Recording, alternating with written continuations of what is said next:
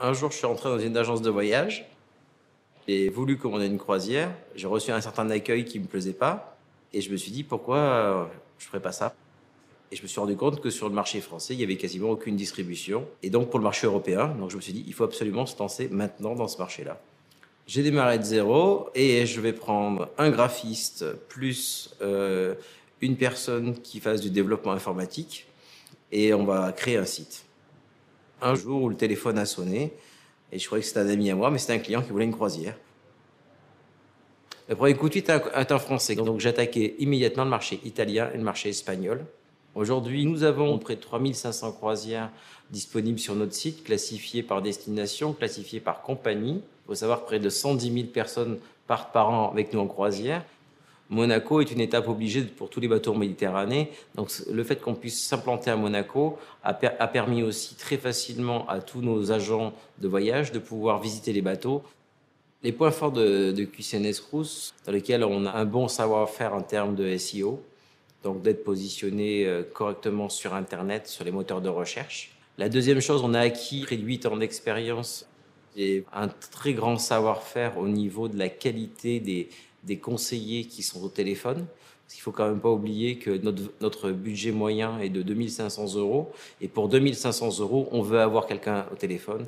Le troisième point, c'est qu'on a acquis la confiance de tous les partenaires qui sont des grosses agences de voyage en ligne, comme lastminute.com, comme Expedia, dans lequel nous faisons la partie croisière de ces gens-là. Grâce à notre positionnement européen aujourd'hui, cela nous permet, vis-à-vis des compagnies leaders au niveau européen, d'avoir en fait une force de frappe et une capacité de négociation auprès de toutes ces compagnies qui est largement supérieure à si on avait une dimension uniquement nationale. Le marché de la croisière de lui-même, sur les 3 dernières années, a augmenté de 10% par an.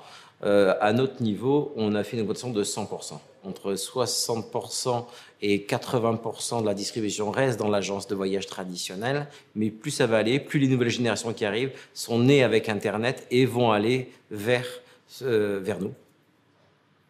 Donc j'ai rencontré les gens du Street au mois de juillet de l'année dernière.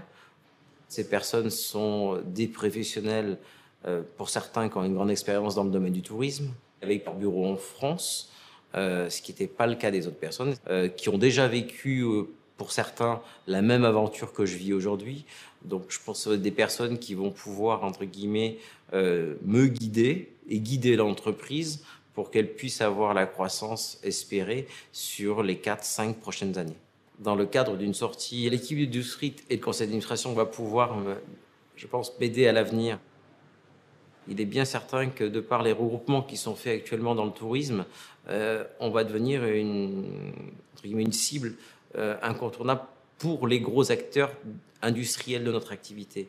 Le premier défi, c'est de continuer sur notre lancée sur les marchés dans lesquels nous sommes aujourd'hui leaders, pouvoir faire 20% par an de croissance chaque année.